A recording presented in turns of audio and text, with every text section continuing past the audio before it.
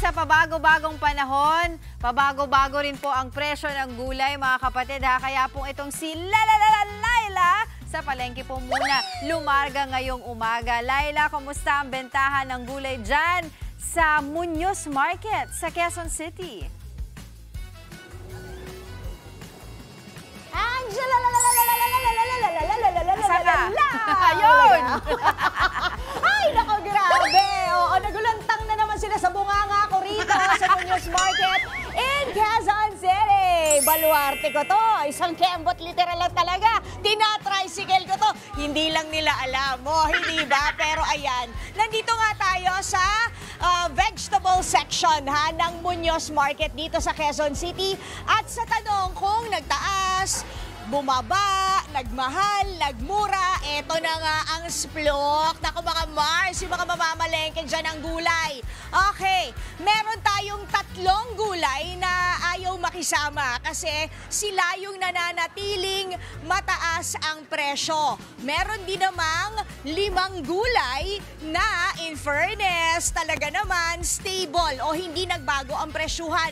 Pero ang pinakamagandang balita dito, halos lahat ng gulay bumaba ang presyo. Ay, naku, halos kalahati mga mare. Kaya go na ha. Gulay is life muna tayo.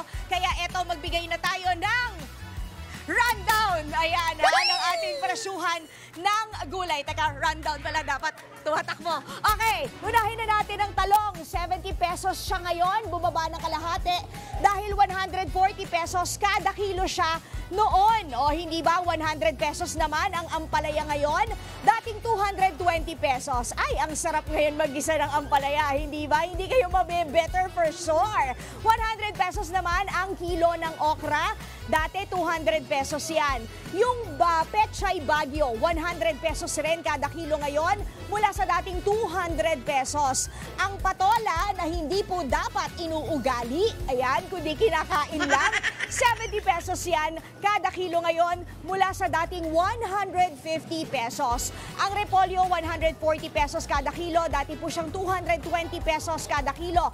Ang Baguio beans, ang sarap isama sa inyong pag-isa. 140 pesos ngayon, noon 220 pesos kada kilo. Ang masarap isalad, syempre ang lettuce, o yung lettuce, ayan ha, 250 pesos per kilo, kalahati ang ibinaba mula sa 500 pesos kada kilo ngayon. Ito yung sinasabi natin na nananatiling mataas ang presyo. Ito yung walang pakikisama ng mga gulay, mga tropang gulay na ayaw makisama. Mga ano daw sila, mga basta ayaw nila makisama, mga killjoy sila.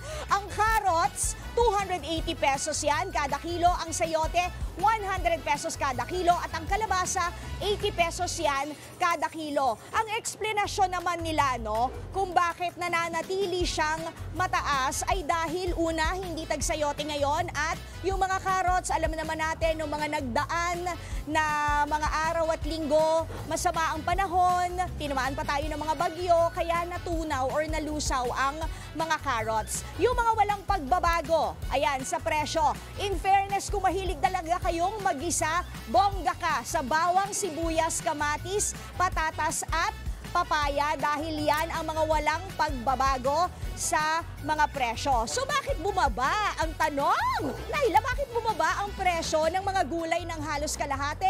Ito nga ay dahil inaantay kung bakit. O, kasi nga, kaya siya bumaba ng kalahati. Tatanungin natin itong si Tita Tel. Good morning, Tita Tel. Ayan. Oh yes, good morning, Tita Tel. So, tell us, ayan, tell us, Tita Tel, bakit po ba bumaba ang presyo ng halos karamihan sa mga gulay natin? Medyo nakabawi-bawi na sa bagyo. Ayun. Yun. So, panahon pa Marami rin. ng supply, At least kahit papano, no? Oo. At least maraming mabibiling mura yung mga customer. Ang tanong ko naman sa'yo ngayon. 70 talong. Oo, 70 talong. Di ba? Parang gusto niya akong mag-torta today. Tita Tel, ang Yes, tanong, ma'am. ngayon na bumaba karamihan halos sa mga presyo ng mga gulay, kamusta ang benta mo? Lumakas ba? Okay Kasi naman. lakas ba ng boses ko? Parehas naman, baby ko. Parehas Oo, naman, tita parehas. ko. Oo. Bakit? Ba't Suki, parehas? suki lang naman eh, oo. Eh pero bakit ganun? Eh bumaba na nga. Eh, pag mura, ayaw ng tao, mas gusto yung mahal. Ganon. Joke lang yun. Pero masarap talagang magmahal. Yan. Lalo may sariling talong. Eh pero yun, hindi na ba, ano bang trend ngayon sa mga gulay, Tita Tel? Pag bumaba or pag tumaas, ano ba yun? Kailan kayo mabenta? Ibig sabihin? Parehas lang naman kasi may mga customer naman kami everyday. Pare-parehas lang. Hindi naman kayo nag-zero kahit pa paano. Hindi naman At higit sa lahat, ang maganda rito, kapag ikaw ay nasa palengke, pwede kang tumawad. Ang talong, magkano mo last ibibigay sa akin? 60 sa'yo. Ay, dati kasi 70 pesos per kilo. Naingay na po kayo sa akin. At tinan nyo, natutulig na si nanay. ito. Natutulig na si nanay sa akin. Anyways, maraming salamat. Maraming salamat din Tita po. Tel. Ayan, Thank you so bonggang-bongga much. lang. Okay, Angela Lala, habang naglalakad tayo dito, mamaya mamimili talaga tayo ng gulay. May tanong ako sa'yo. Ano ang gulay na mahilig magparaya? Oh. Eddie, ampalayain ka.